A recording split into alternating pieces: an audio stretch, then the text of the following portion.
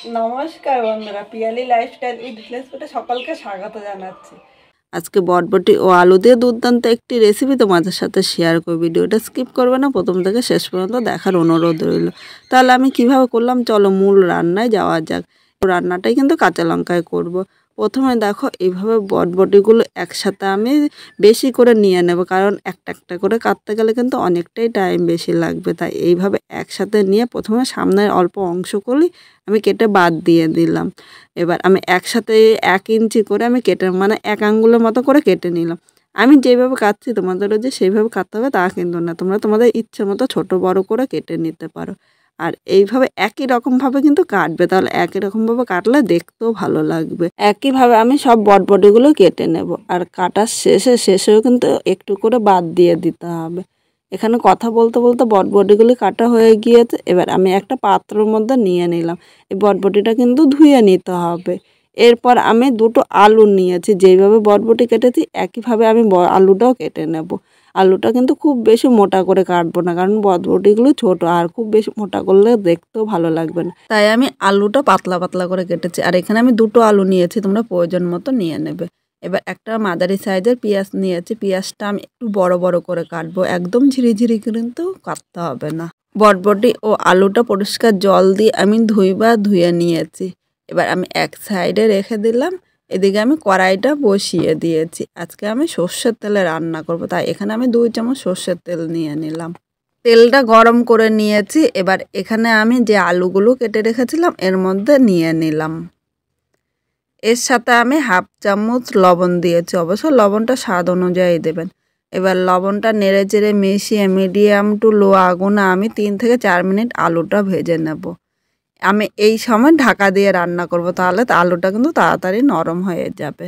4 minute পর ঢাকনিটা তুলে নিয়েছি। আলুগুলো কিন্তু হালকা লাল করে ভাজা হয়েছে, আর আলুটা কিন্তু তাড়াতাড়ি নরমও হয়ে গিয়েছে। এখন আমি যে বটবটিগুলো কেটে রেখেছিলাম এর সাথে বটবটিগুলো আমি নিয়ে নিলাম।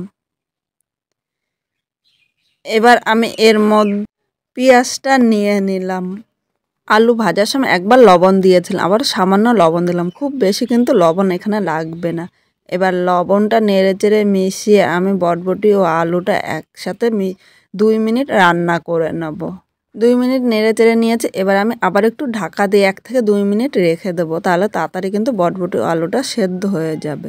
2 মিনিট পর ঢাকনিটা তুলে নিয়েছি। এখানে দেখো যে জল ভাবটা ছিল, জল ভাবটা কিন্তু টেনে নিয়েছে, আর বটবটি আলুটা কিন্তু অনেকটাই সেদ্ধ হয়ে গিয়েছে। এবার এখানে আমি 1 চামচ হলুদ দিয়ে দিলাম। তোমরা কিন্তু আগে খেয়াল করেছো আমি হলুদ দিইনি। আগে হলুদ দিলে এত তাড়াতাড়ি কিন্তু বটবটি ও আলুটা সেদ্ধ হতো না। এখন হলুদটা নেড়ে চেড়ে মিশিয়ে আর 1 মিনিট এইভাবে আমি রান্না করব, তাহলে হলুদের কাঁচা গন্ধটা কিন্তু থাকবে না।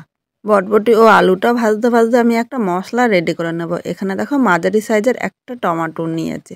টমেটোটা এর কম বেশি তোমরা নিতে পারো। এরপর আমি 4টে কাঁচা লঙ্কা নিলাম। এখানে আমি পুরো রান্নাটা কিন্তু কাঁচা লঙ্কাই করব। কাঁচা লঙ্কাগুলো মাঝখান থেকে একটু ফেলে দিলাম, তোমরা ইচ্ছা করলে কিন্তু এর সাথে 5 কোয়া রসুন নিয়েছে। যারা রসুনটা পছন্দ করে না তারা কিন্তু রসুনটা স্কিপ করতে পারো। এবার 3 কোয়া আদা নিয়েছি, এর মধ্যে সামান্য একটু জল নিলাম। এবার মশলাটা একদম মিহি পেস্ট করে নিয়ে আসছি। মশলাটা করে আমি একটা বাটির মধ্যে নিয়ে নিয়েছি। এখানে 1 মিনিট রান্না করে নিয়েছি। আলু ও বটবটিটা ভাজা হয়ে গিয়েছে। এইভাবেও কিন্তু খেতে পারো, কিন্তু আমি আজকে একটু অন্যরকমভাবে রান্না করব। এখন আমি আলু ও বটবটিটা একটা পাত্রের মধ্যে তুলে নিলাম। কড়াইতে আবার 1 চামচ তেল দিয়ে তেলটা গরম করে নিয়েছি। এবার একটা শুকনো লঙ্কা সম্বাদ দিলাম, আর যে মশলাটা করে রেখেছিলাম এই মশলাটা আমি এর মধ্যে নিয়ে নিলাম। এবার এখানে 1/2 চামচের একটু বেশি হলুদ নিলাম ও সামান্য একটু লবণ নিলাম। অবশ্য লবণটা কিন্তু স্বাদ অনুযায়ী দেব, আমি কিন্তু 2 বার লবণ দিয়েছিলাম, তাই খুব বেশি লবণ দেব না। আর 1/2 চামচ কাশ্মীরি লঙ্কার গুঁড়ো নিয়েছি। এটা কোনো ঝালের জন্য না, শুধুমাত্র কালারের জন্য। যেহেতু আমি কাঁচা লঙ্কা দিয়েছি, কাঁচা লঙ্কায় কিন্তু এতটা কালার হয় না। আর যারা এই কাশ্মীরি লঙ্কার গুঁড়োটা পছন্দ করে না তারা কিন্তু স্কিপও করতে পারে। এখন নেড়ে চেড়ে মিশিয়ে 2 থেকে 3 মিনিট কষিয়ে নেব, যতক্ষণ না মশলার কাঁচা গন্ধটা চলে যাচ্ছে। বন্ধুরা, মশলাটা কষানো হয়েছে, আর দেখো মশলা থেকে তেলও ছেড়ে দিয়েছে, মশলা থেকে সুন্দর একটা গন্ধও বেরিয়েছে। এবার এখানে যে আমি বটবটি আলুটা ভেজে রেখেছিলাম এর সাথে নিয়ে নিলাম। নেড়ে চেড়ে মিশিয়ে আরও 1 মিনিট এইভাবে কষিয়ে নেব, তাহলে এই বটবটি আলুর স্বাদটা কিন্তু দ্বিগুণ বেড়ে যাবে। 1 মিনিট কষানো হয়ে গিয়েছে। এবার এর মধ্যে আমি সামান্য উষ্ণ গরম জল দিলাম। অবশ্য তোমরা চেষ্টা করো একটু গরম জল দিতে। গরম জল দিলে ঝোলটা তাড়াতাড়ি ফুটে উঠবে। আর বটবটি আলুটাও কিন্তু সেদ্ধ হয়ে যাবে। ঠান্ডা জল দিলে বটবটি ও আলুটা কিন্তু অতটা সেদ্ধ হবে না, তখন খেতে ভালো লাগবে না। এখন আমি আর 2 থেকে 3 মিনিট মিডিয়াম আগুনে এইভাবেই জাল দিয়ে নেব। 3 মিনিট বলেছে কিন্তু 1 মিনিট পর আবার আমি চলে আসলাম।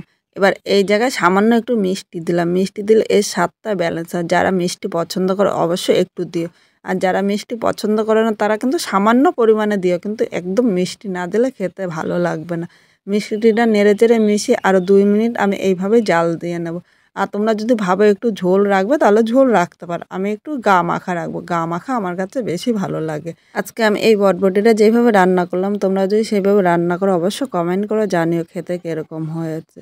নতুন কোনো বন্ধু আমার ভিডিওটি দেখতে আসে, ভালো লাগলে একটা লাইক শেয়ার ও কমেন্ট করে সাবস্ক্রাইব করে পাশে থেকো, যাতে এরকম আরও নতুন নতুন ভিডিও আপলোড করলে সবার আগে নোটিফিকেশান আপনার কাছে পৌঁছিয়ে যায়। এইভাবে করে গরম ভাত তো নিমিষেই খেয়ে নেবে। রুটি বা পরোটার সাথে দুর্দান্ত লাগে। তোমাদের সাথে দুর্দান্ত একটা রেসিপি শেয়ার করলাম। আশা করি তোমাদের খুব ভালো লাগবে।